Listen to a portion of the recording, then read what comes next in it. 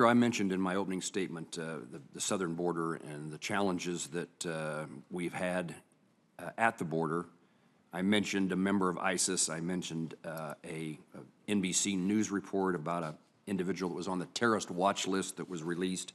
I recognize that the primary responsibility implicates the failures at the Department of Homeland Security, but the FBI Terrorist Screening Center is the primary federal entity responsible for national security screening and for facilitating the sharing of information across government.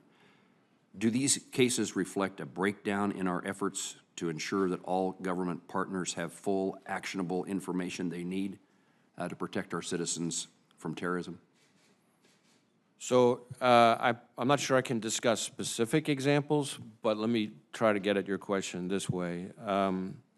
So certainly we have seen over the last 5 to 6 years an increase in the number of known or suspected terrorists, in other words, watch-listed subjects attempting to cross the border.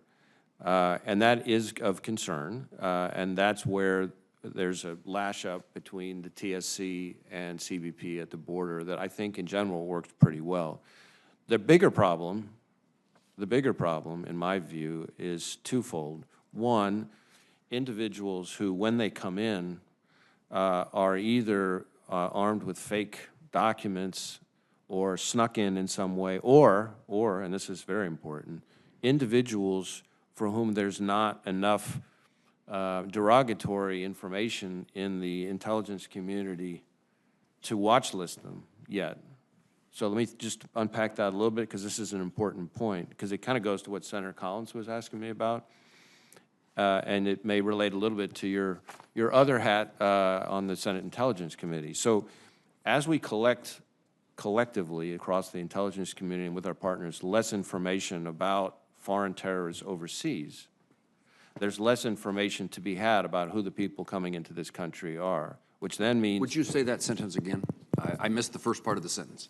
So the way I look at it is, as we have less collection overseas against foreign terrorism, there's less sources of information to inform people about people coming in. So in other words, somebody could be coming in who should be watch listed, but isn't. And it's not because of a breakdown between CBP and the TSC. It's because the information that should have told everybody that this person is a threat has not yet been unearthed by whatever intelligence agency it is out there. Because it's not just the FBI that puts people on the watch list. We're getting information from lots of other agencies. So as we pull out of Afghanistan, for example, you get less and less information about whether somebody from Afghanistan is actually a threat. And so some of the cases that I have seen that concern me are situations where somebody comes into the United States. It's not because there was a breakdown between CBP and the TSC. It's because they weren't watch listed at the time, but in hindsight, they should have been watch listed because information was later developed that says, uh-oh, this person is a problem. You see what I'm saying there, right? That's a much bigger concern. In my view. And so we really need to be focusing on how we can try to address that with the rest of the intelligence community, with our partners, and so forth. When that happens, when we find somebody who's here in the United States who we now then know this person needs to be put on the watch list, then we use our joint terrorism task forces to go out and try to find the person, work with our state and local partners. We have the backstop of 800,000 sworn law enforcement, et cetera. But that to me is a bigger concern than the number of KSTs. Director, just a brief follow-up. Is there a delay in timing once someone is known, it's known that they should be on the watch list? Is there a delay before it's known across government agencies?